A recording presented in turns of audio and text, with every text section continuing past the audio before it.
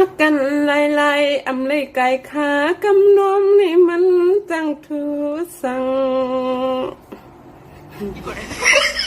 เขาก็เป็นสาวกันก่อสร้างก็นึงก็เนาะมันเลยห่างดีมันเลยมีเงินมีคำเหมือนเพิ่นเนาะก็กะต้องเพิ่นที่เอามือให้ลูกไปดำหม้อทางจาน่ะลูก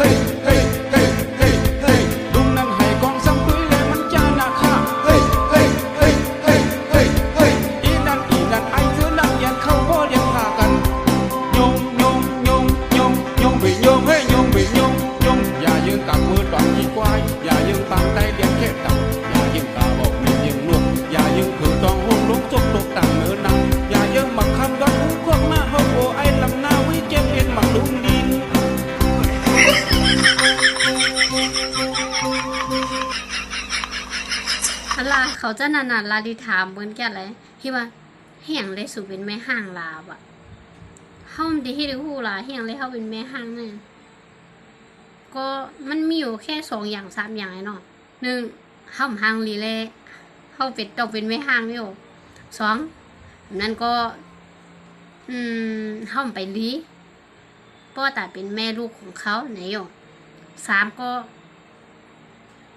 เขาไปมีตั้งหูตั้งหันแล้วก็ไปมีเงินมีคำอยู่วินัยก็อยู่ข้าก็หูเหมือนกันนะอย่างไรข้าเป็นแม่ห้างนะก็ข้าอย่าหูตัวก่อนนะว่าอย่างไรเขาเปลี่ยนข้าได้ก็เลยป้อจังตอบให้ในได้ไพรัดก็ไพใจนะเนาะกำก็เขาหลายกว่าเขาได้เป็นคนดีใจแล้วก็50แสนด้วยก่อนสุ่มมาถามเฮาเลยกะสุดีเฮาหักสวยเฮาซื้อบันสูเจนั้นของเมียน50แสนใครจำว่าหนาเกิด5แสนก็หนาเพราะนั้น50แสนในประสุ่มมาย้อนเฮาเลยก็สุดดอิ่มเฮาจานเฮาหั่นล่ะที่ฮืออิ่มได้ฮือจานหนาสุดีเฮาหักเปิ้นนะเปลี่ยนเที่ยวกว่าเพราะนั้นก็เป็นหังก้อยหนาอันสุยำซื้อบันเฮาฟงว่าอีหยังว่าเจ้านั้นเฮาใครเลยมิ้วว่าทำมีอยู่ล่ะเฮาได้เอาเปียแล้วว่าบ่นั้นก็เฮาได้ปันน้องเฮาอย่าเฮาใครแล้วว่าทำติปันยังล่ะสุในก็ตะเร็วiPhone 12ออกมันใจ5ใจว่าสุก็ซื้อปันเฮาiPhone 12โอ้ยเฮบ่ยก็หันตาเพลำก็แล้วว่าบ่สุถามเฮาเลย50ในก็ให้นั่นน่ะ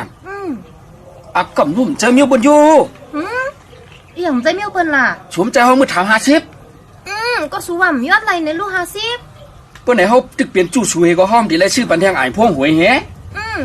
หันตาเพหวยแฮอ้อมเจอ